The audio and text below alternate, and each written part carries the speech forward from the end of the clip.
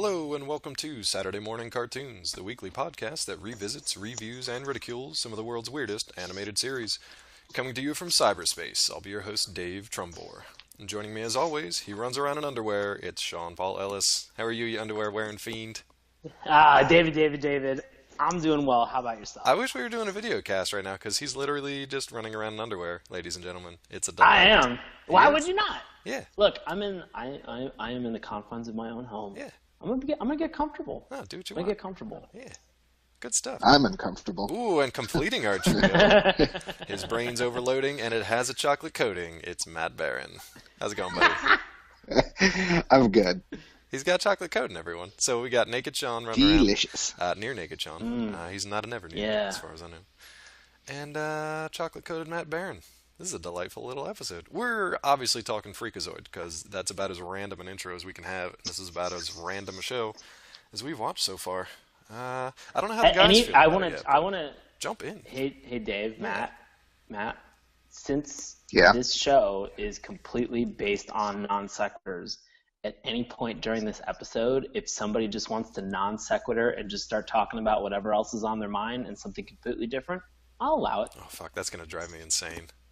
I'll support it. I'm kind of OCD-ish for folks that don't know me, so that will literally drive me insane. We're gonna watch know the what show you have to do in now, Baron. Relaxovision. How's that sound? No. Scream. No, we're gonna watch in Relaxovision. Oh, man. It's gonna be great. Before Sean starts his non sequiturs, I'm gonna give you guys a brief history of Freakazoid, which you may not be familiar with. I'm actually kind of surprised by.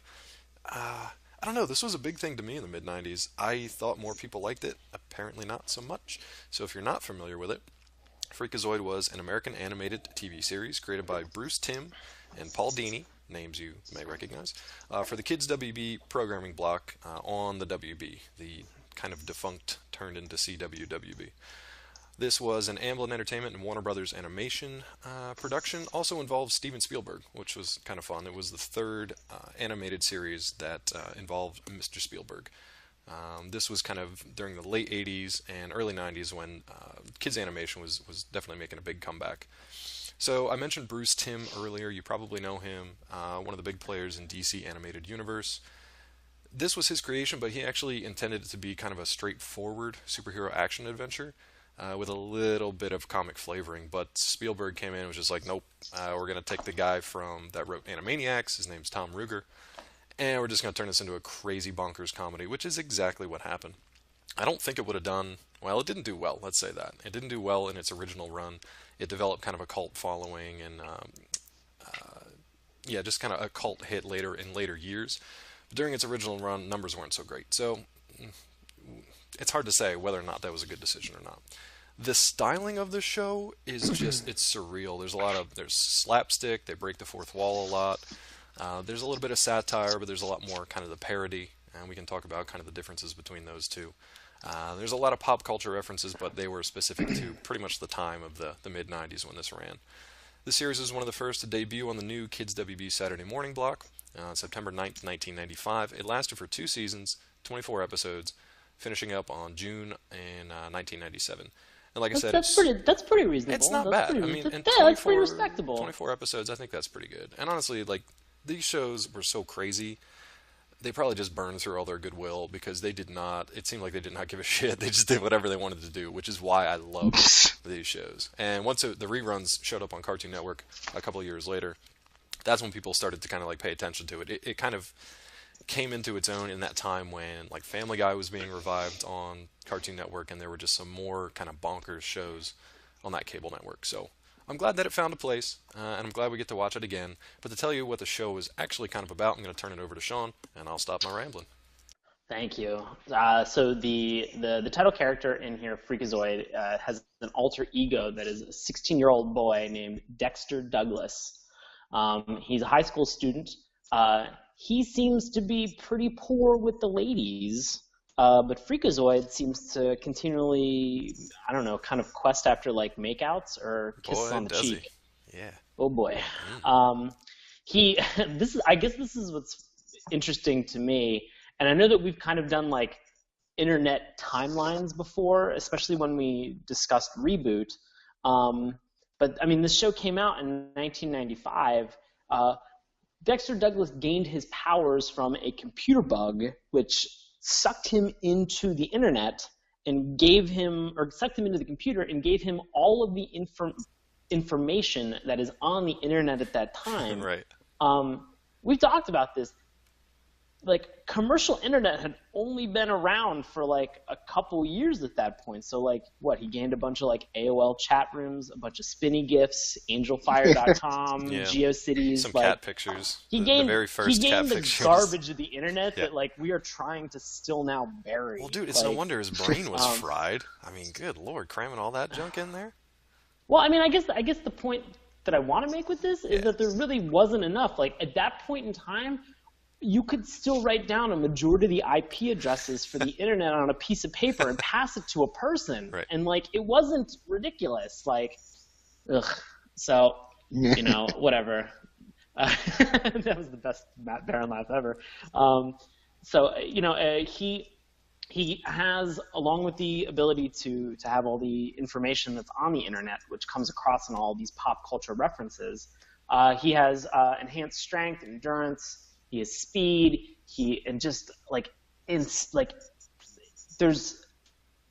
There's no sanity in terms of like what he does. Like it bounces no around rhyme or so reason. much.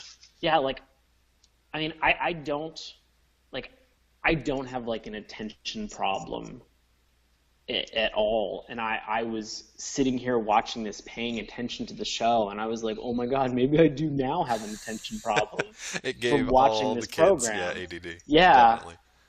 Ugh. It's like those shows that when you start up and they're just like, this show contains flashing lights, it may cause epilepsy, and you're like, I'm fine, and then it starts flashing, and you're just like, oh no, I think something's wrong with me. Oh, no, now I definitely have epilepsy. Yeah. Thank you for the disclaimer. Now I have that problem. Yeah. So he continues to fight on the side of the good and the just. And so I mean, I guess he's a redeemable character in that sense. But along with being somewhat redeemable, I know I've mentioned this before, is that how important the theme songs are, at least how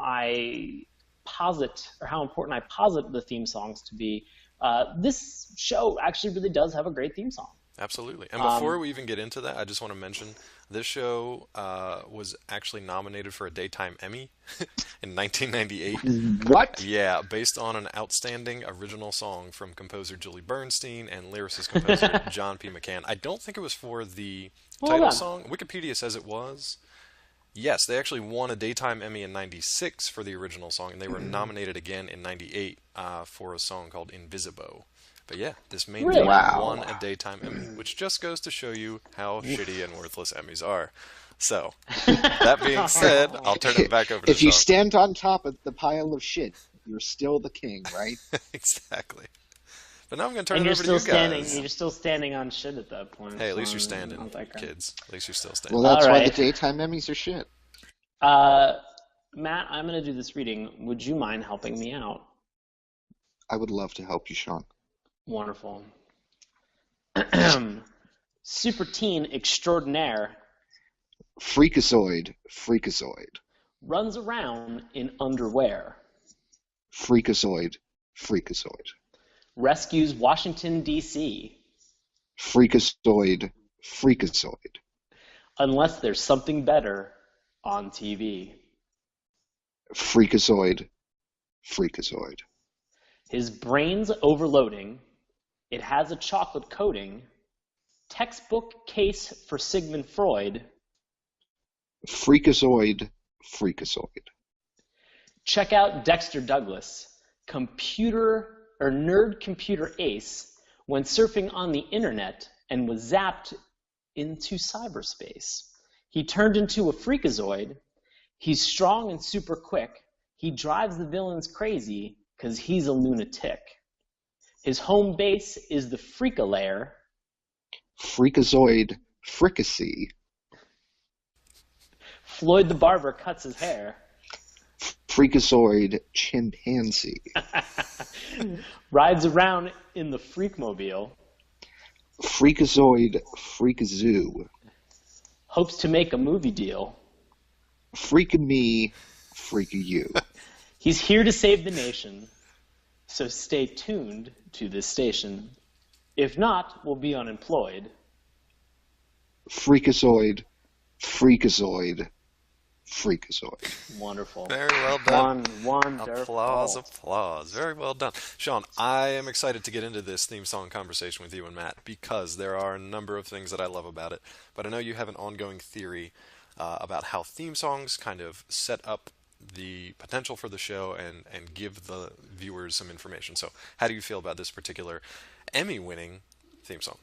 I mean, I feel actually pretty good about it. I mean, I have to amend this, or at least caveat this and say that like the promise that the theme song makes is in no way indicative of whether or not you're going to enjoy the show. Right. It's just whether or not the theme song actually delivers on the promise. And in this instance, yes, it absolutely does. I mean, if there was ever any case of like if you were ever doubting what show you're watching, you heard the name at least 20 times during the theme song. Courtesy of Matt Barron. You know it's Freakazoid. Yes. Yes, you know it's Freakazoid.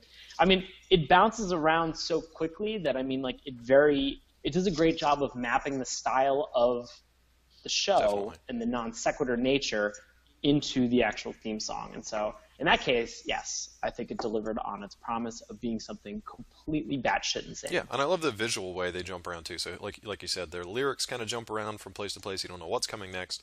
Visually, they just paint exactly what the lyrics are saying, but it does it in such a very bold, colorful, and crazy way. I love that. I love the just intercuts, the smash cuts from one thing to the next. The chimpanzee interstitial? That absolutely killed me. I remember the first time I watched that because like it sets your brain up. You hear Freakazoid, Freakazoid, Freakazoid, Freakazoid over and over again, and out of nowhere comes this fucking chimpanzee, and it is a live action chimp. At least in the first episode, it's a live action chimp that just shows up and he's like jumping up and down on a stump. That killed my brain as like the 12-year-old me. Just killed it dead, flatlined it, and I love that moment because. Just a personal touch to this. This is something my brother and I used to watch, and he was only like, probably like 6 or 7 at the time, and I was around 12. And me and him could sit down and watch it, and he would giggle and laugh at things that he found funny. I would laugh at stuff that I found funny. It was a show that we could watch together, and we both absolutely died whenever that chimpanzee came on. So I just love that. Chimpanzee came on. Yeah, hilarious. Monkeys. I mean, and to deliver on the promise of the chimpanzee, there's like a lot of I want to say bathroom humor that's in this show, but it's specifically like it seems like it's and toilet humor and bathroom humor isn't correct in saying this. There's like a lot of times where like characters or people will just have like a toilet seat like around their head. Yeah, he's being literal, like actual toilet humor. I think one of his weaknesses is poo gas as well. He has an aversion to poo gas. I'm sorry, you said what? Poo gas. Poo gas. Poo gas. Poo gas. Okay. Yeah. I just wanted to be clear. No, we're talking poo gas. Yeah. Okay. Yeah. So that's all right. Yeah.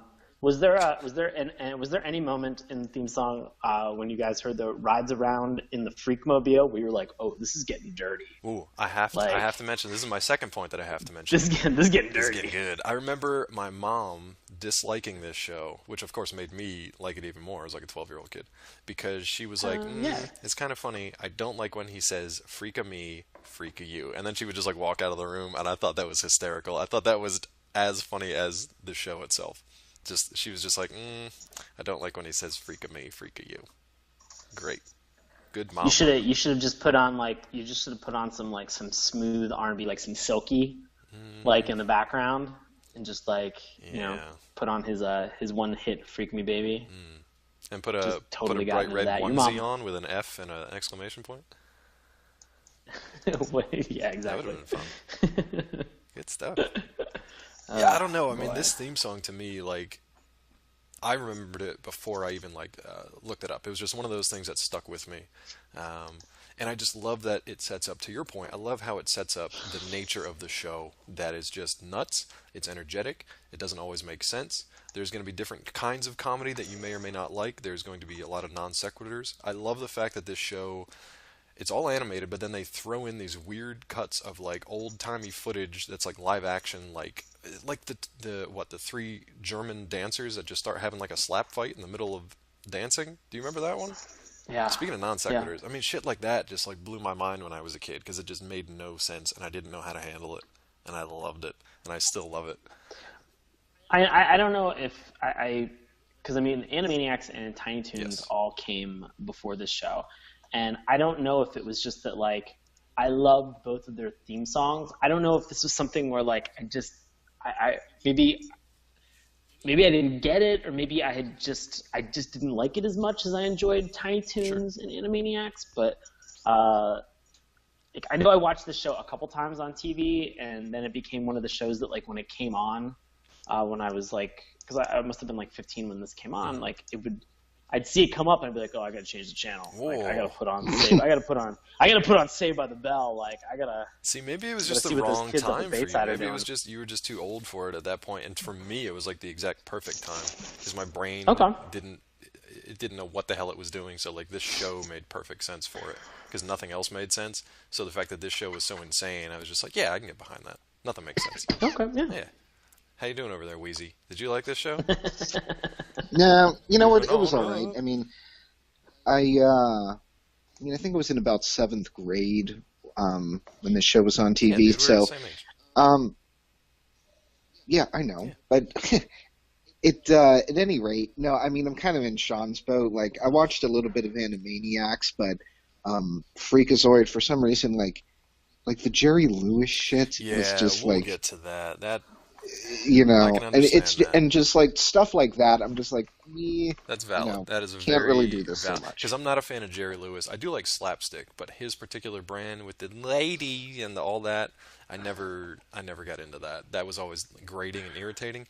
Freakazoid does that a lot. I don't know if it fades over the course of the series, but he does it quite a bit in the early goings.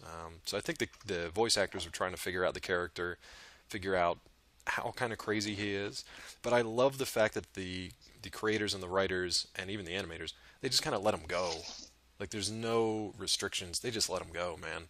I can picture the voice actors in the booth just going insane, just doing anything and everything they can think of, and then they're like, all right, we'll slap it together later and just write it up as it goes, and we'll animate whatever you just did because it made zero sense. And I feel like that's reflected in the animation too, because this character, like Sean mentioned with his powers, he can kind of do anything. He's almost like a plastic man at times. He can change size, shape. He can zip around like a little lightning bolt. He can jump up on top of things. Sometimes he's super strong. It's just there's no limits to him. He can kind of do whatever he wants. But he's also insane. So that's his only limit, is that he can't actually harness his powers to do anything worthwhile because he's fucking nuts. Do you want to talk about some of the other characters? We've already kind of talked about Freakazoid. Do you want to talk about like his alter ego, Dexter, a little bit? Are you interested in him at all? Do you guys have any take on him? Yeah, I mean, like he just like I guess I kind of resent the fact that like they made Dexter out to be like this total nerd who like used computers and like couldn't do anything else, and I mean, as being somebody who works with computers every day, like, I mean, I don't know. It was a weird stereotype. But I mean, I get the time it, like in the 90s, right. Like in the mid 90s, like when computers were becoming like a household thing, like it makes sense. And the internet too, like, because the internet was like this great big unknown. So because of the internet. The end. Do you know how he actually got his powers though? Because it wasn't just like he didn't like hack into something and get zapped. Do you remember how he got his powers? I don't know if we saw it in the show or just quickly in the intro sequence. Well, I watched the first 2 episodes, and they never kind of delved into that. Like in the first episode, they just kind of assume that like you've watched the theme song, you're everything. Like get ready for everything that's happening. You've watched the theme song, you're 100% caught up. Yeah, just like the 80s shows that we watch. But I don't remember, like maybe these are out of sequence, or maybe there was an intro one that we couldn't find, but it's basically Dexter's at his computer. I don't remember 100% what he's doing. I think he's like typing up a paper or something, and his cat walks across the keyboard and types in It's always the fault of the cat. The cats have always been connected to the internet since at least Freakazoid. The cat walks across the keyboard and it punches in a seemingly random series of codes, and then Dexter gets pissed, shoves the cat off the keyboard, and goes to hit the delete button, and that zaps him into cyberspace where he becomes Freakazoid. That's his origin story. Cats plus the internet equals Freakazoid, and I love it. And you guys hate it. You got to remember, though, this was before that was a cliche. Or at least right around the time when it was starting to jump the shark to become a cliche. But it was. I mean, we're talking 20 years ago almost for this. You know? Damn it. I'm not arguing with you. No. I mean, Well, you should be, for the time that. Yeah. I mean, for the time that this came out, like, it was accurate. Like, you know, people were starting to kind of parody, you know, people who use computers all day long. Like this was the thing. This was the stereotype that people had created in the media about people who use computers. Yeah, I could see that. I think they parodied way more other stuff from the superhero genre. So, I mean, even in the first episode alone, guys, we're going to be jumping all over the place because non-sequitur Sean is in the house. So we're just going to be jumping all over. But even I'm trying to stay true to this show. I know we do it anyway, so who cares? But yeah, in the first episode, there's like the narrator, and he basically says something about, he introduces this villain, and he's like, if only there was a hero who could stop him, normally it would be this guy. And they show like a silhouette of the very well-known at that point Batman from Batman the Animated Series. The white triangle eyes with the all black silhouette of his cape and the cowl, and he's holding up a villain. And the narrator says, you know, this hero could stop him, but he's on another network. And then they just cut over. And I love shit like that. That was hilarious. That was so good. And they do stuff like that constantly, but it's blended in with a lot of this slapstick, toilet humor, Jerry Lewis type stuff that I can understand why it would turn some people off. You know. Did you guys have any other like favorite characters in the, or at least characters that were interesting to you if you weren't a big fan of the show? So we'll say you don't like Freakazoid, you don't like the... I definitely did. Baron, did you have one? Actually, you know, I kind of liked Cosgrove, just because he was, you know, kind of a funny stereotype, like, you know, your standard animated, like, cop with the huge eyebrows that, like, cover his actual eye sockets, junk like that. But he just had, like, a couple, like, funny moments. Like, I was watching kind of like a clip compilation, and he actually, like, outs Freakazoid, you know, as Dexter to Steph. Right. And Freakazoid gets all pissed, and he's like, you know, you weren't supposed to say anything. And he's like, well, I just wanted to be clear that it's totally obvious that you're Dexter and we're going to save your family. And that cracked me up. Just like the deadpan, like, I mean, everybody knows that, right? It was just hilarious. No, Cosgrove is awesome. I'm a big fan of him. Sean, were you a fan of him too? Yes, that was actually my thing was so in the first two episodes, or the two episodes that I watched, I didn't see Cosgrove interact with any other characters that were on the show other than Freakazoid. Right. And I was curious if Cosgrove was like a manifestation of Freakazoid's head, like of his insanity, and Cosgrove acted like the justice and / like moral compass of Freakazoid. Okay, I'm going to follow that theory too. Follow that theory through, because to let people know what Cosgrove does, like Matt said, he's kind of the stout, very heavy-lidded cop, but like the what's the word I'm looking for? So speaking of stouts, did you know that it's International Stout Day today? Ooh, delicious! I had a lager earlier, so that's not non-sequitur number one. Yeah. I wish I had a stout right now. Speaking of stout, Cosgrove is stout. You were saying about Cosgrove. Yeah. So okay, he's voiced by Ed Asner. I feel like that just the voice lets you know what this character looks like, because he looks like Ed Asner in a cop's uniform. He's just kind of like very this dumpy, fatherly, very like stout old guy, and he shows up randomly. He distracts Freakazoid. He's like, in the first one, he's like, "Hey Freakazoid, you want to go get a mint?" And as you're watching, you're just like, what the fuck does that even mean? Freakazoid's like, yeah, all right. As he's like trying to go save the world, or save the city at least, he's like, yeah, let's go get a mint. So they show up at this, what was the name of the restaurant? It was just like the mint shop or something strange. It was Make Mine Mint. Make Mine Mint. Well done. Yeah, so they just have these like sidebars, these like side adventures that you don't really see a lot. You see the beginning and then you see the end of it. And then Cosgrove is just kind of like, hey, thanks for coming over for that mint. You should probably get back to saving the city now. And he's like, Yeah. oh yeah, I should do that. So saying that he's like his moral compass or his sense of justice or even like a spirit of rationality, I can't buy it because he is almost like a distracting influence on him because he shows up, he's like, hey, you want to go see a monkey riding a unicycle? And Freakazoid's like, do I? So he always shows up for shit like that and then puts him Hey, back Freakazoid, on the track. you want to go to the Fall Harvest Festival? Do I? Do I? Like, I love Cosgrove though, mostly because it's Ed Asner. He does interact with other characters though throughout the show. So he actually interacts. Okay. Yeah, like that conversation I mentioned was Cosgrove, Freakazoid, and Steph. Yeah, and Steph is Dexter's kind of on again, off again girlfriend, depending on which episode you watch. Yeah, but I watched one with Norm Abrams, which, okay, fuck, the fact that Norm Abrams is an animated character in a TV show with a superhero, that is enough for me. If you don't know who Norm Abrams is, definitely look him up. I could watch, what is it, Old Yankee Workshop or New Yankee Workshop? I could watch that for just hours, just by itself. New Yankee Workshop. New Yankee Workshop. And the fact that he is animated and kind of a heroic character in a superhero series, I just love it, man. I don't know. It's so random that I can't help but find this very endearing. I love it. So yeah, Cosgrove talks to him too. Did you have any like favorite villains, or at least of the ones you watched? Did any kind of stand out? Because we saw at least 3, I think, 3 or 4, just in the first 2 episodes. I saw 3, and Yeah. I liked Candlejack. I love Candlejack. Be careful when you say his name, because he will show up. So a little late for us, Wow. but Baron, just don't say his name. You should be fine. Oops. Yeah, we're screwed. Call him Candle J. Candle J. We'll call him CJ. CJ. But yeah, I thought Candlejack was a lot of fun. I kind of thought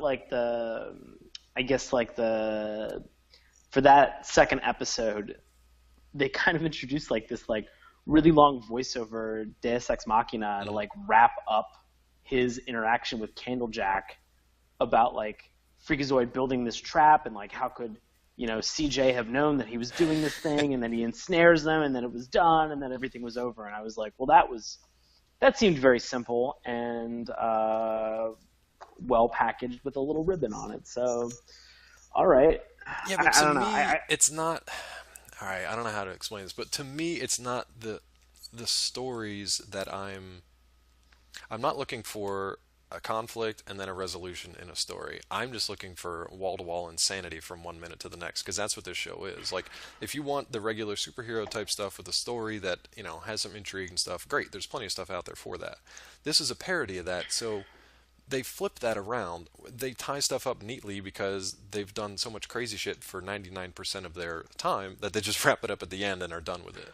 But I guess that's maybe the difference of opinion that we have with this, is that like you thought it was a parody that was successful. I thought this was a parody that was like it really kind of turned out lukewarm or mediocre. Okay. I'm in Sean's boat. Fair enough. We're gonna sink that boat. I'm gonna go get some more rope. We're in boat mediocre right now. So Mediocre boats. Mediocre boats. Yeah, it didn't, like, the things that were supposed to be a parody for me in this show, like, this was very early on in the DC animated universe. So, it was really only Batman, the animated series. And so I guess just to, like, and if I'm to take Batman, TAS, and like Animaniacs and say that like the contrast or like the yin to yang is Freakazoid, I don't know. It missed the mark for me at points. It missed the mark when I was a kid watching this, like at 15, and there were moments that I saw this and I was just kind of like, okay, okay, like there were moments like you had with like when you saw the chimpanzee where like you just kind of like blurted out laughing, Right. That like you really enjoyed. Like there were those like single moments, and I had very single moments of enjoyment with this show. Fair enough. Holistically, it just didn't hit, it just didn't land for me. I gotta ask you guys this: are you a fan of the Tick? Both? Yeah, I'm a fan of the Tick. I do not remember watching it that much. I can tell you that it maybe only saw like 4 episodes the whole way through, but I thought the style of humor was, slightly different less like slapsticky. Yeah, sure. It definitely was, but it was. Well, Sean, were you a fan of it? Because I'm curious to see where you kind of lie on this one. I'm kind of middle of the road on the Tick. I Really? watched Okay, a that lot makes of it, sense but then. I like there were some things that I was like, oh yeah, I enjoyed this, and I liked the grounded nature of the Tick. Yeah. Grounded? I particularly liked, here comes a non sequitur, I particularly liked the superhero deflator Oh, mouse. Deflator Mouse. Yeah. Yeah, I because it love was Sewer Urchin, Batman. but that's just me. Yeah. Yeah. Yeah, exactly. Like, That's and the that's that's just a such satire a or a parody. hilarious Yeah. thing to me. Yeah. No, I Yeah. love Deflator Mouse. Chairhead Chippendale. That's another one we'll have to Yeah. revisit in the future. But that was kind of a little bit, slightly more mature version of Freakazoid. But I can see them kind of being in the same universe. So at least you guys are consistent that you got kind of lukewarm feelings for the Tick and for Freakazoid. Because I paint them with a similar brush. I love Okay. both of them. All right. I mean, think- Yeah. to your point, like these came out in and around the same time. Right. I mean, To me, me, it was like, and I love Batman the Animated Series through and through. I could watch that over and over and over Right. again. And one day we'll talk about that show on here. But oof. that's going to be a good one. But it was just, it took itself so seriously most of the time, which was just the tone of it, and that was fine. It was great for what it was. I loved the freedom and the energy and the insanity of Freakazoid. I like that contrast. Maybe not a point for point contrast or comparison to Batman, but as a tone, one was fairly, not restrained, but at least ordered and serious and dark, and the other was just zany and childish and free. And I love both sides of those things. Okay. Yeah. I mean, I like the other villains though too. So Candlejack was fun because he was basically a boogeyman, but he was almost like, he was an ineffectual boogeyman. He didn't really do much. If you said his name, if you said Candlejack, like, oh, I don't know, if you're a bunch of kids sitting around a campfire telling a story about Candlejack, he shows up. And he's just kind of like this floating scarecrow ghost-looking character. And he just loops you in his like line of rope, and you just float behind him. And he just takes you away to do whatever. And he just keeps showing up because people keep saying his name. I love that idea that it was like a villain that really didn't do anything. He just kept showing up because everybody around him was stupid. I loved it. I think people still do like him. There's a lot of cosplay and stuff for Candlejack. Did you guys like the Loeb at all? Any feelings about Yeah, he was. I did good. enjoy him. Good. He was fun. You know, tell folks about the Loeb if they're not familiar with him. Yeah, and he's just this super genius brain that just tries to continually like trap. And in the one episode that I saw, he was trying to dissect Freakazoid, and it was just really funny, like because he has him like tied down to this like table, and he's like, we're gonna cut open his head and see what makes him tick. And so he cuts open Freakazoid's head, and inside there's a ticking time bomb. And then Freakazoid pops out, and he's like, see? He said, you said you were going to see what's in my head and see what ticks. And what was inside was a ticking time bomb. And now it's a bomb. Like, yeah, I was just like, okay, like you've now over-explained this joke. Yeah, like, which 1,000 I found fold. hilarious. But I mean, like, yeah. it was silly in that sense. I just, like, there were just some things about it where I was like, oh, right, like, I get it. Yeah, I guess I'm curious to find like what types of humor, like what kinds of humor or what moments made you guys laugh and what moments made you kind of cringe and want to change the channel. I can understand the Jerry Lewis stuff.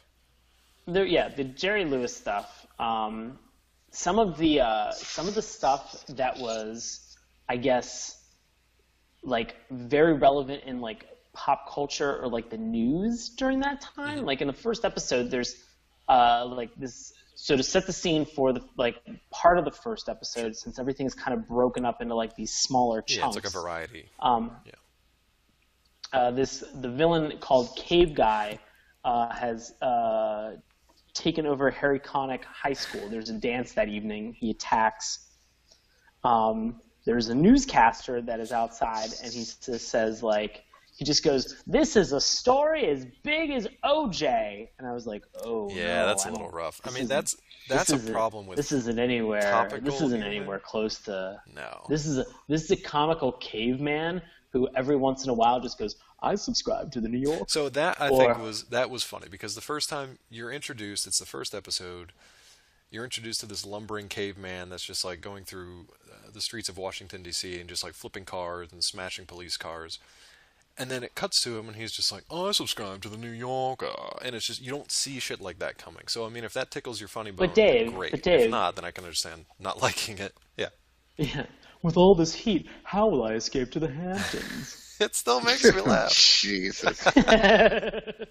Like shit like that kind of made me laugh because I don't know. See, that kind of stuff was funny to me too, Right. but like some of the literal stuff was like Yeah. really not funny, like you know, cringeworthy. Like at the end, like after he rescues everybody at the dance, like I think actually it was Steph like came up to him and said, "Call me later," and as soon as she walks out of frame, Freakazoid starts screaming her name. And it's Yeah. like, you know, like calling her, and I'm just like, all right, too literal, not funny. Yeah, stuff like that I get, and that was the annoying part of it. And I think that maybe, I don't know if that softened or probably just got worse over the course of the series, but I think that was again the voice actor trying to like find the character, but also I just love that they were just being insane with it. But yeah, I can totally understand why that would turn people off, because there's a lot of moments like that when Freakazoid's fighting Cave Guy at one point. He just like leaps on top of the guy's head and is just like perched up there like a cat, and he just starts shouting like Jerry Lewis. He like starts doing this song. Yeah. I'm not even gonna like attempt to read So it, but that was that. I guess that was kind of my problem with some of, at least like the episodes that I watched, is that it seemed like there were a lot of times where like they didn't really have much that they wanted to put in the episode regarding like content, so they just let Paul Rudd like scream his fucking head off. Yeah. Like they were just like the whole first part of the first episode about the weather report is just Paul Rudd fucking as Freakazoid fucking screaming about shit. Like That part was hilarious See, to me. now that's though. what I think is funny. screaming Is nonstop. Marin And loves I, that. like it was funny for like 2 seconds, but then the bit went on, and I was like, okay, like wrap this up, Dude, like, do you want to talk about a bit you- going on?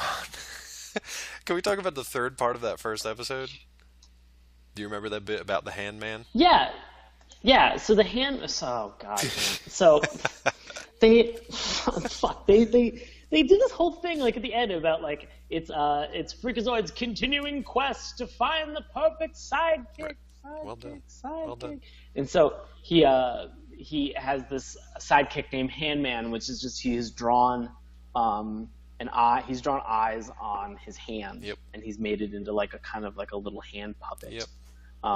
Which just made me think of like the like South Park, like Jennifer Lopez like bit, which I thought was actually perfectly on South Park. But like man, like it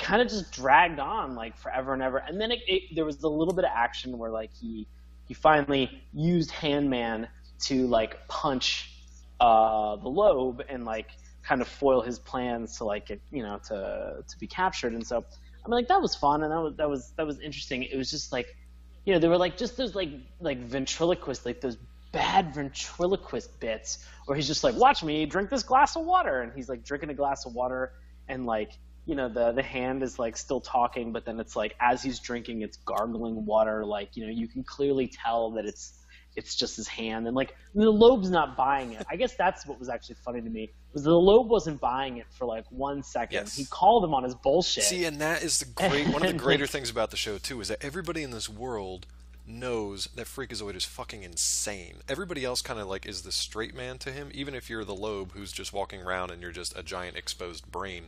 Like, they know that he's insane, and they kind of play off of stuff like that. So they call him out.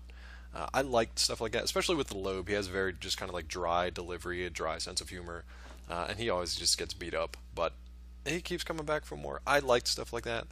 But then Sean mentioned that there was a little bit of action in that scene. That's literally only the first minute. For the next 7 minutes, you watch Freakazoid's Handman meet the Hand Girl, I guess, which is just his other hand, and then you watch their lives grow. They get together married in Vegas, in and then like they a go on a Scottish honeymoon, ceremony or and something. like Yeah. there's that weird shot of like both hands like resting like daintily on a pillow, and the only thing I thought in the back of my head was like, are they gonna hand fuck? Yeah, Like pretty much. what's next? And like they start making out, and in like the back of my head, I was like, this is so fucking hot. I was just like, Jesus. I was like, cops, and like it just continued, and then he's just like, oh, what a happy ending. Unlike some other people, then he looks down at his feet, and you see that his feet are like. I was like, all right, that was a good way to like flip the idea. I will give the writers a lot of credit. Dude, just for going through that, like, 110% with that, oh just my to god, follow through. there's so much stuff that they pivot off of in this in terms of ideas, which is fucking great. I don't know what it is. For me, just a lot of those jokes, like they either went too long or they just fell flat. And I just at that point, like like they had already committed to the gag, Right. and like they weren't gonna back down. No. You know, and so you're just kind of watching somebody else go on this journey where you're just like, oh my god, like I had to sit through this whole fucking thing. Like, all right, you know. I mean, it's but I mean, to your point again, there were those like single moments that were like really, really entertaining that were in there. Those like little golden nuggets, but I didn't see them all the time. See, and I caught in that too, like Saturday Night Live or any other type of like variety shows where you can watch Saturday Night Live for an hour and you might find 48 minutes of it just almost unbearable. But occasionally there's just like a short or a skit or any kind of performance that you're just like, yes, we'll be talking about that for the next week at least. And I kind of liken it to that. Everything is not going to hit. It's going to hit differently for different people. I love the fact that they just were insane. They were free with it. They won 110%. And then they broke it up. Like in the second one, you guys watched the second episode too, correct? Yes. They completely took a left turn with Toby Danger in Doomsday Bet. And that was just... Yeah, what the I don't even remember that from the show, to be honest with you. Matt, I know you're a fan of before we transition over to this, I want to say that there was one character that whenever he showed up, we were talking about cringeworthy shit. This character made me fucking cringe every fucking time, and didn't say anything. Was just fucking weird as hell. And that was I'm gonna screw up the name, but Emmett Neverend. Emmett Neverend, yeah. What the fuck? Okay, we can talk about these two characters. There's Emmett Neverend and there's Waylon Jeepers. I was actually going to throw them in now, but so let's do that anyway. All right. Well, I mean, like Waylon Jeepers, like I don't want to spend too much time on either of them, but like Waylon Jeepers, because I think the parody of oh my god of Johnny Quest was entertaining and unexpected, Right. But like Waylon Jeepers shows up and he something about I don't know. It was very weird. That didn't creep me out. This Emmett Neverend looks like a guy who is he is in the process of giving himself a hernia while taking a shit. Yeah, it's very he's very strained. He's a very strained gentleman. Just like strained neck veins. Like a big grin with like a fucking beak nose. You need to find his like any gifs or anything because they need to be all over Tumblr just to haunt your dreams. Spindly fucking wire hair, and it like to see him walk across like any part of the show. I was like, oh my god, it looks like an like, early Matt Groening drawing or something like that. It's... Wanted a fucking crying game shower for myself like, immediately. Oh my god. See, I thought his face was hilarious. I thought it was hilarious too. And you see it like every episode. I was so creeped out. You see him in the title sequence, and then he's like an Easter egg. You have to try to find him in the episode because he just pops up. He's like the aliens in South Park. Like they're always there. Yeah. It's just you just got to find him. Fucking Emmett Neverend. Oh man, I'm gonna let Matt talk a little bit about Toby Danger. I have a feeling that he liked Toby Danger, or at least wants to talk about it, because I know he's a fan of Venture Brothers, who have a similar spin on Johnny Quest. So Matt, what did you think of Toby Danger and Doomsday Bet? You know, I mean, it was actually I got the Venture Brothers. I mean, well, obviously Venture Brothers was like 10 years later, but the Johnny Quest thing, like I straight up watched Johnny Quest as a kid, yeah, me too. But I also thought it was like occupied this sort of like weird semi-educational cartoon meets action cartoon. So like anything that makes a pun of that just like really hits for me because I have such memories of Johnny Quest as a kid. Right. So like, I mean, I just kind of thought like it was baseline funny for me, like compared to like Freakazoid in general, which like just hits or doesn't. So, I mean, a lot more of it was much funnier.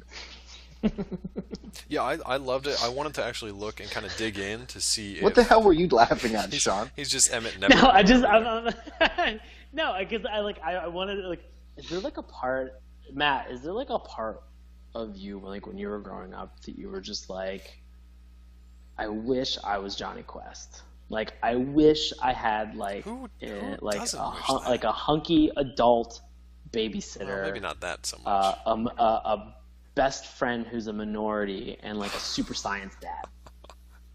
Dude, they have hover bikes. only- They fight frogmen, giant metal spiders. They have Asian stereotype arch No, nemesis. Dave, hold on. I'm very Matt, excited. what were you going to answer? I was going to say only the new adventures of Johnny Quest when there was much cooler technology. Because, like, the All right, 60s adventures of Johnny Quest, I'm like, but all of that sucks. Has all the Cold Like, War I tech. don't- Yeah.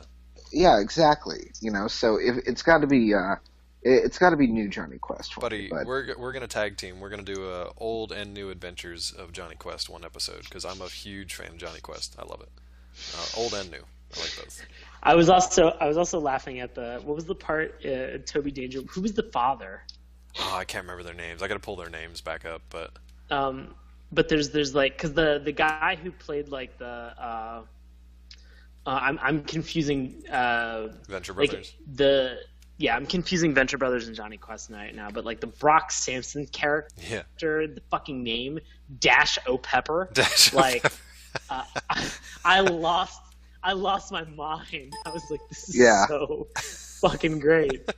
Like, this is insane. I'm trying to look but then them all up now. what was it? There was the part where like they get they're like on they live on like a floating island, and it like smashes into the sea, and then they get on these like movable.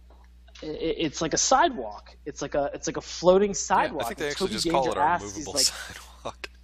Yeah. yeah. Like Toby Danger asks, he's just like, hey Dad, did you create these like when like you know did you create this like for some reason? And Dad just like looks at him and he goes, oh, I created this when he like paused for a minute and like had like it was almost like a deep serious like, oh, what have I done?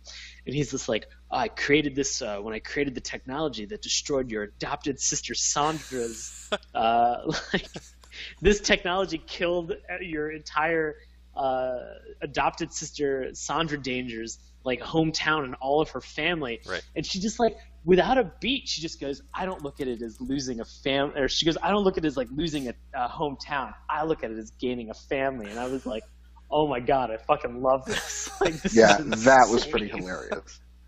I don't know what it is about like somebody going through like something terrible and tragic, but still maintaining such a positive outlook on life that they're just like, oh yeah, don't worry about it. I'm perfect. Like that cracked me up. Yeah, apparently, so I'm just doing a little bit of quick research on it. I don't know how vetted this is, but apparently Toby Danger wasn't originally created for Freakazoid.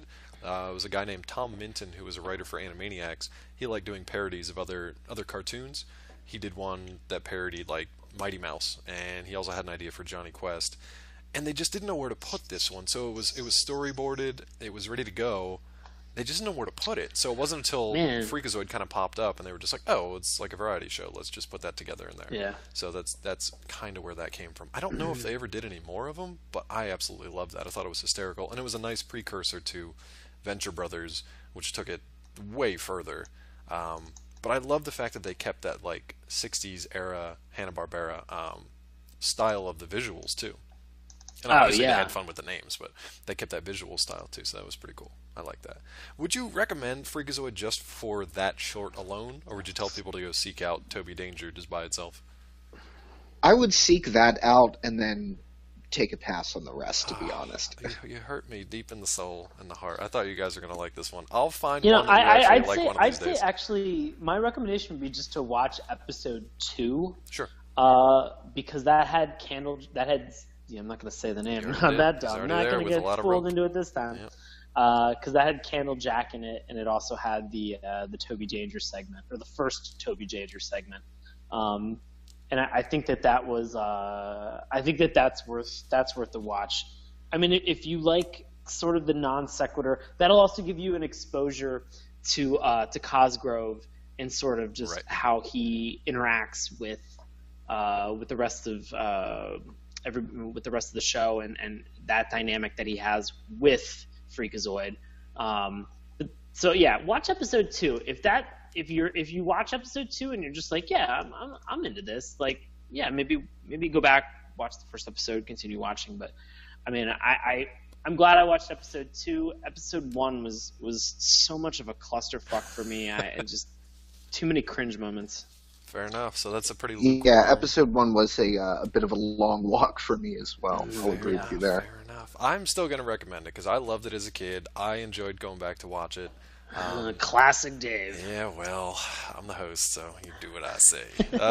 So I liked the first 2 episodes. I found out during the research, like I said, that Norm Abrams was in an episode. That will make me laugh till the day I die. So I went and watched that episode too. So that is actually, I believe, the last episode of the 24 Freakazoid shows that we're on. So if you're a fan of Norm Abrams and his woodwork up there at the New Yankee Workshop, then check out Norm Amadeus. It's amazing. Because it's not, I mean, it's just him, man. I don't know, it sounds exactly like him. I'm not 100% sure if he did the voice or not, but it sounds and looks exactly like him, and it's amazing. He has a great couple of moments in there. So I'm gonna recommend it. But that's 1 out of 3, so you guys trump me on this one. Listeners, let us know if you remember it fondly or if you absolutely hate it. I'm curious. You know what else I was curious about? Rule 34. I'm gonna say do not do that search. There's a lot of weird stuff. The show's pretty weird. Yeah, I saw some weird shit when I was on Tumblr today, posting a bunch of stuff. Thankfully, I did not reblog any of that because that would have been weird as hell. Don't do that. Yeah, don't do that. Don't do that. Anything else from Freakazoid from you guys? I'm disappointed, but it's okay. We'll carry on. Anything else from you guys? I like from watching a lot of the stuff that's like a lot of the GIFs that I posted today. Yeah. Like there were some really funny moments about it. Like I'm kind of curious to go and like maybe watch like a clip episode. Yeah, or, like Matt said with Cosgrove, maybe there's like a best of or something out there. That's Yeah, I think there is one on YouTube. I mean, well, actually, there's a couple on YouTube.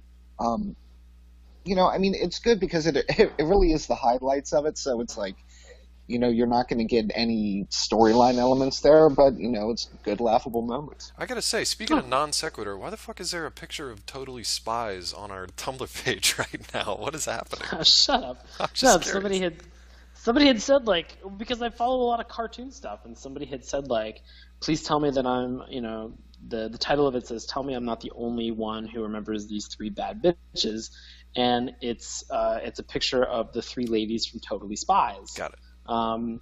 And I absolutely remember. I used to watch Totally Spies all the time. See, I don't know that one now. I only knew it was Totally Spies because of the tag that's on it. Yeah. So I was very confused. Yeah. I'm very confused. So, but at least Totally Spies was a very fun. I mean, I remember it being like it sort of was like a precursor to like Kim Possible, like on Disney Channel. Like so, yeah, it was just. Hey man, put it on the list. Yeah, put it on the list. Sweet. Awesome. All right, that's pretty much all the time we have for Freakazoid. I'm sure the guys are happy to hear that one. Put it behind them. I'm going to give them a chance now to plug some stuff that they've got coming up, stuff that they actually like. So let's start with Sean. What do you have coming up, buddy? Anything for the listeners to come check you out in? I'm actually, if you're in the DC area, I think it is as a part of DC Shorts, I'm going to be premiering a movie that we are going to be preparing and writing in, I think it's like, we've got like 4 or 5 days to be able to put it together. I think it'll be premiering November 21st. I'll put more information available on the website.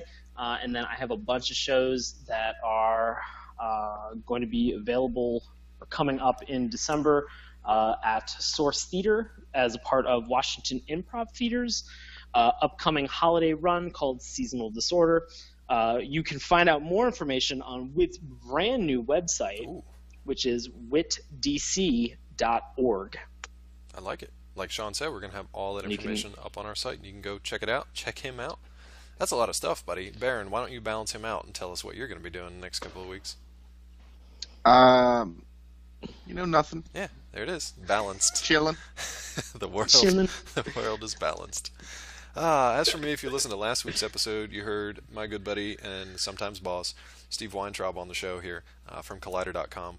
Guess what, folks? I still review some shows over at Collider.com. The holidays will Hey not Dave, stop what us. shows do you review? Oh, buddy, I'm so glad you asked, because I know you watch these shows too, and you kindly read I watch my all of reviews. them. I watch all of them except for one. Oh, which one? I don't watch The Walking Dead. What? Wow. I'm surprised. I'm just not watching it. Are right you now. just worried that I'll- Emmett I'll- Neverend is going to show up and just creep No, along? oh God! I'll catch up on it eventually. I'm watching the other four. Oh, I gotcha. A lot right now. Fair enough. Hey, I don't have listeners out infinite there, amount of time. As a you and me both. Listeners, as a non-sequitur again, send Sean all the pictures of Emmett Neverend you can find and just flood God his damn Twitter it. account Why the fuck would you and his email Dick. and his house, if you know where he lives, his mailbox. Do not send that Dress to my as house. Emmett Neverend, with or without pants on, and show up at his place.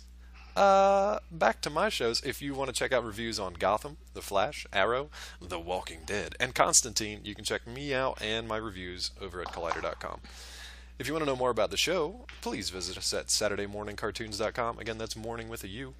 If you want to check out Totally Spies and all kinds of Freakazoid stuff on our Tumblr page, where Sean's been doing a real good job, that's SaturdayMourningCartoons.tumblr.com. You can send Emmett Neverend gifts over to us on Twitter at MorningTunes. You can also flood our email box, SaturdayMourningCartoons@gmail.com. And guess what, guys? If you're listening to this podcast right now or maybe watching it on YouTube, you can also subscribe week to week. Oh, plus our new mini episodes, which we just started this week, and hopefully we'll keep doing those just to kind of tease the podcast that's coming up. So you can subscribe week to week on iTunes and Stitcher. That's about it from me. Sean, you want to tell the folks what's coming up next week? Because I do believe it is your pick. Oh man, well, I'll ruin the acronym for everybody. Next week we're going to be watching Mobile Armored Strike Command, otherwise known as Mask. How about that? Yes. This is one that I've heard a lot about, but I honestly don't remember too much about it. I know people are like rabid fans for this, but I don't remember it, so I'm looking forward to checking this one out. This is one I'm excited. This show went 2 seasons. I mean, like everything else that we've talked about, especially last week with Thundercats, like this show existed to fucking sell toys, and the toys that they had for this show were awesome. Really? Like they were so much fun. Like I think I had 2 of them maybe. It was just a blast. Like, they were always like vehicles, and the vehicles always transformed into like these crazy, awesome weapons. Like, I'm not remembering what the name of the one character was, but it was like the main guy from the good guys. It was bad guys were I don't know bad guys are about part. Bad guys are part of Mask. The bad guys were part of Venom. The good guys were part of Mask. Okay. And in part of Mask, there was one that like this dude had it was like a Mack truck, and like the Mack truck, like the back of it opened, and there was like a missile silo that was in the back of it. I had that toy, and I was so excited when I got it. So it was like whatever Christmas that was, like 86 or something like that. Like it blew my mind. I was so pumped about it. Cool. So Man. We'll have toy I remember talk watching next this week, show too. finally. Yeah, exactly. I am curious if this is going to hold up against my 6, 7, 8-year-old memories. I don't know. So Matt, did you watch the show at all? Because I mean, like I said, I know a lot of people like to watch it and talk about it, but I did not watch this one bit. this will be interesting. Then it'll be 2 newcomers and a toy freak, so it'll be good times. Yep. Speaking of Sean, we're going to let him take us out for this show. So, again, this has been Saturday Morning Cartoons. Thank you for listening, and we will see you next week. Dave, Baron, we ride!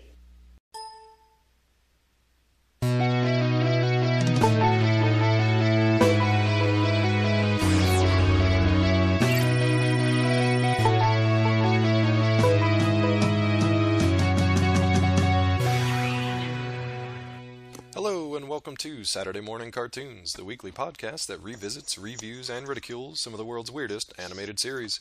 Coming to you from cyberspace, I'll be your host, Dave Trumbore. And joining me as always, he runs around in underwear, it's Sean Paul Ellis. How are you underwear-wearing fiend?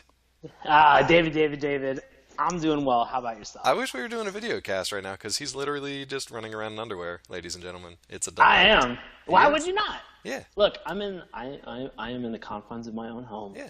I'm gonna get comfortable. No, do what you I'm want. gonna get comfortable. Yeah. Good stuff. I'm uncomfortable. Ooh, and completing our trio.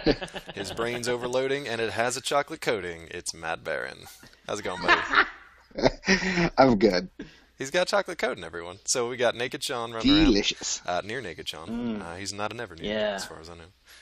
And chocolate coated Matt Barron. This is a delightful little episode. We're obviously talking Freakazoid because that's about as random an intro as we can have. And this is about as random a show as we've watched so far. I don't know how the guys feel. I want to jump in. Hey, Dave, Matt. Since Yeah. this show is completely based on non sequiturs, at any point during this episode, if somebody just wants to non sequitur and just start talking about whatever else is on their mind and something completely different, I'll allow it. Oh fuck, that's gonna drive me insane. I'll support it. I'm kind of OCD-ish for folks that don't know me, so that will literally drive me insane. We're gonna watch. You know the what show you have to do in now, Baron. Relaxovision.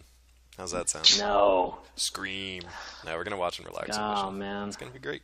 Before Sean starts his non sequiturs, I'm gonna give you guys a brief history of Freakazoid, which you may not be familiar with. I'm actually kind of surprised by.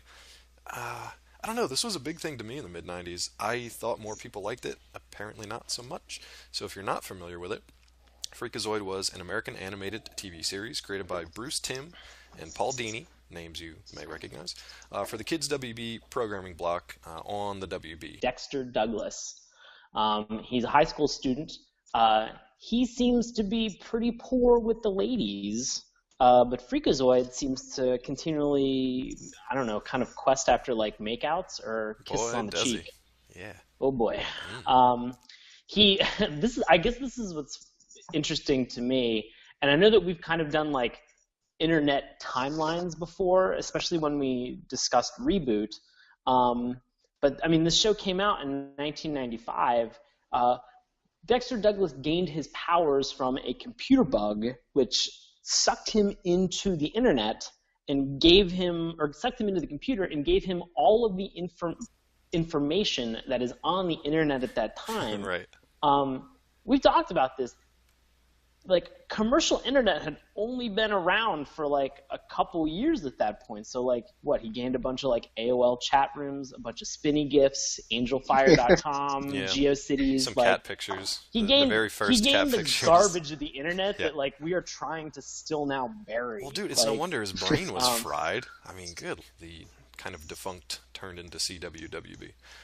This was an Amblin Entertainment and Warner Brothers Animation production. Also involved Steven Spielberg, which was kind of fun. It was the third animated series that involved Mr. Spielberg. This was kind of during the late 80s and early 90s when kids animation was definitely making a big comeback. So I mentioned Bruce Timm earlier. You probably know him, one of the big players in DC Animated Universe. This was his creation, but he actually intended it to be kind of a straightforward superhero action adventure. With a little bit of comic flavoring, but Spielberg came in and was just like, nope, we're going to take the guy that wrote Animaniacs, his name's Tom Ruegger, and we're just going to turn this into a crazy bonkers comedy, which is exactly what happened. I don't think it would have done, well, it didn't do well, let's say that. It didn't do well in its original run. It developed kind of a cult following and, just kind of a cult hit in later years. But during its original run, numbers weren't so great. So it's hard to say whether or not that was a good decision or not. The styling of the show is just, it's surreal. There's slapstick, they break the fourth wall a lot. There's a little bit of satire, but there's a lot more kind of the parody, and we can talk about kind of the differences between those two.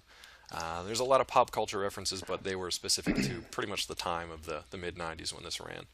The series was one of the first to debut on the new Kids WB Saturday Mourning block, September 9th, 1995. It lasted for 2 seasons, 24 episodes, finishing up on June in 1997. And like I said, that's pretty reasonable. It's not that's bad. Pretty, I mean, in that's pretty respectable. 24 episodes, I think that's pretty good. And honestly, like, these shows were so crazy, they probably just burned through all their goodwill because it seemed like they did not give a shit. They just did whatever they wanted to do, which is why I love these shows. And once the reruns showed up on Cartoon Network a couple of years later, that's when people started to kind of like pay attention to it. It kind of, came into its own in that time when like Family Guy was being revived on Cartoon Network, and there were just some more kind of bonkers shows on that cable network. So I'm glad that it found a place, and I'm glad we get to watch it again. But to tell you what the show was actually kind of about, I'm going to turn it over to Sean, and I'll stop my rambling. Thank you. So the title character in here, Freakazoid, has an alter ego that is a 16-year-old boy named